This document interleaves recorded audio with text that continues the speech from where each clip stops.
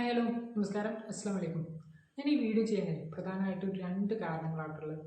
ഒന്ന്, എൻ്റെ പേര് ജാബിർ എന്നായതുകൊണ്ട്, ഒരു മുസ്ലിം ആയതുകൊണ്ട്. രണ്ടാമത്തേത്, ഈ വീഡിയോക്ക് ഇപ്പോൾ കുറച്ച് പ്രാധാന്യമുള്ളതുകൊണ്ട്.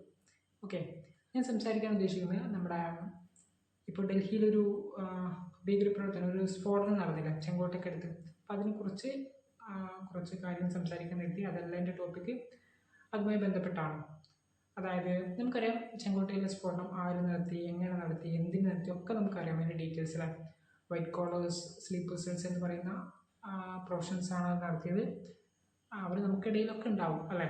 ഓക്കെ, അപ്പോൾ അതിൻ്റെ ടോപ്പിക് എന്ന് പറഞ്ഞു കഴിഞ്ഞാൽ ഇന്ത്യയിൽ ഇതിന് മുമ്പും ഒരുപാട് സ്ഫോടനങ്ങൾ നടക്കുന്നുണ്ട്. ഇപ്പോൾ അവസാനം നടന്നതാണ് ഇത്. ഭാവിയിൽ നടക്കും, ഒരു സംശയമില്ല. പൊട്ടിത്തെറികൾ ഇനിയും ഉണ്ടാകും.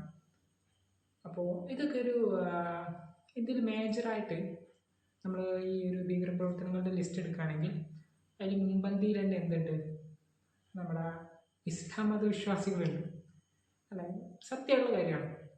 പൊട്ടിത്തെറിക്കണയിൽ അല്ലെങ്കിൽ ബോംബ് വെക്കുന്ന ഭീകരപ്രവർത്തനങ്ങൾ നടത്തുന്നതിൽ പ്രധാനപ്പെട്ട ഇന്ത്യയിലെ ഒരു ടീമാണ് ഇസ്ലാം മതവിശ്വാസികളാണ് ഇത് ചെയ്യുന്നത്.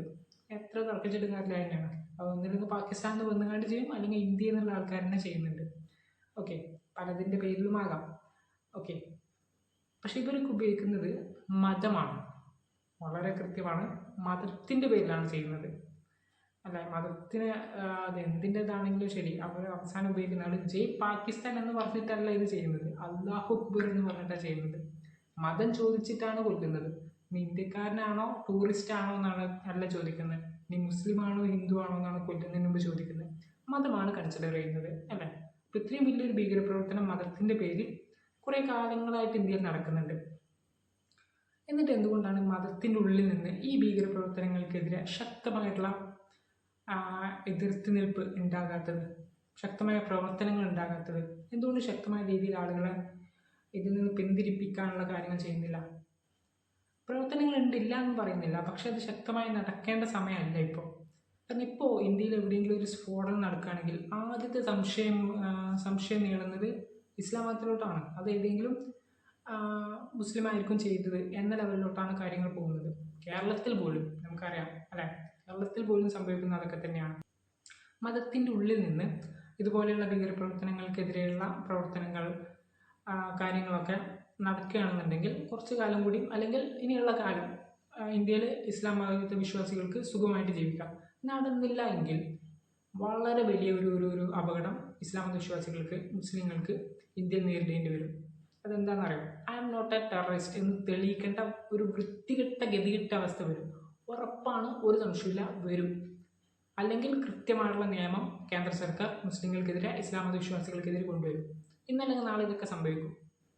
കാരണം എന്താ, ഇത് ഇസ്ലാം മതവിശ്വാസികൾ അവിടെ ഇവിടെ പോയി പൊട്ടുന്നു, അല്ലെങ്കിൽ പൊട്ടിത്തെറിക്കുന്നു, ഇതിനുള്ള കാരണക്കാരാകുന്നു.